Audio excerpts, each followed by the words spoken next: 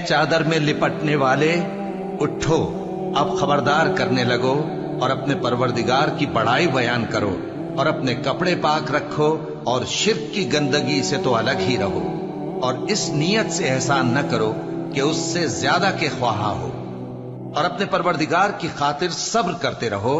फिर जब सूर फूंका जाएगा तो वो दिन मुश्किल का दिन होगा, यानी काफिरों पर आसान न होगा। मुझे उस शख्स से समझ लेने दो जिसको मैंने अकेला पैदा किया और मैंने उसको बहुत सा माल दिया और हर वक्त हाजिर रहने वाले बेटे दिए और उसको हर तरह के सामान में वुसअत दी, फिर भी लालच रखता है कि मैं उसे और ज्यादा दूं। ऐसा हरगिज नहीं होगा।